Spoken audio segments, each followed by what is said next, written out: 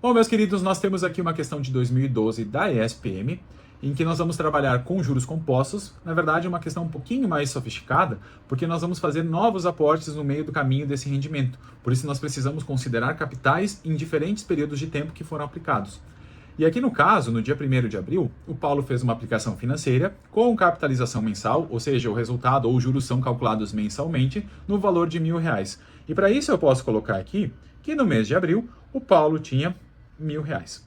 No dia 1º de maio, exatamente um mês após a primeira aplicação, então já houve uma contagem de juros aqui, ele vai ter uma nova aplicação de R$ 1.000, mas eu preciso considerar que o que ele tinha aplicado no mês anterior já vai ter um rendimento de juros. Por isso que aqui no mês de maio, eu vou colocar uma taxa de juros que nós não sabemos e nós vamos ter que descobrir, esse é o objetivo do exercício, e para isso nós vamos multiplicar por 1 mais a taxa, durante o período de tempo que é 1, porque passou um mês de aplicação. Então nós vamos ter esses R$ 1.000 aí aplicados, mais a taxa de juros, por isso que multiplica por 1 mais i, e além disso, ele vai fazer um novo aporte de R$ 1.000.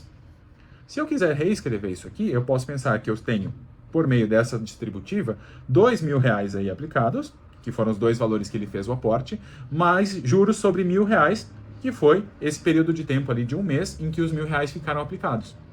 E aí no mês de junho, ou seja, mais um mês depois, ele deixou esse dinheiro que ele tinha aqui rendeu a mesma taxa de juros, por isso que eu vou pegar esse valor ali e aplicar mais uma vez a taxa de juros, e ele vai resgatar esse dinheiro no final, vai ter um certo montante, só que não era suficiente para ele comprar uma televisão que custava R$ 3.000. Ele precisou colocar mais R$ 690, portanto eu posso dizer que no mês de junho ele já tinha aqui a possibilidade de resgatar R$ 2.310. Só que esses R$ 2.310 são o resultado do valor que ele tinha em maio, colocando mais os juros de um mês dessa aplicação. Por isso que eu posso dizer que esse valor que aparece aqui é o valor anterior, que é esse aqui que eu estou destacando, multiplicado por 1 mais a taxa de juros. Então eu vou colocar aqui, vai ser R$ 2.000 mais 1.000i, que vai ser multiplicado por 1 mais a taxa de juros, o equivalente a mais um mês de rendimento. E o objetivo agora é determinar, como eu já comentei para vocês, qual foi a taxa de juros em que esse valor foi aplicado. Por isso nós precisamos resolver essa equação aqui de cima para descobrir o valor de i. A taxa de juros que nós precisamos encontrar é dada como a solução dessa equação que nós obtivemos no mês de junho. E para isso eu vou melhorar a escrita efetuando esse produto que aparece do lado direito, utilizando a propriedade distributiva, em que nós temos 200 vezes 1 dá 200 não, 2.000. 2.000 vezes i, 2.000i, vou colocar aqui. Agora nós vamos fazer 1.000i vezes 1, 1.000i, e 1.000i vezes i dá 1.000i ao quadrado, tudo isso igualado a 2.310.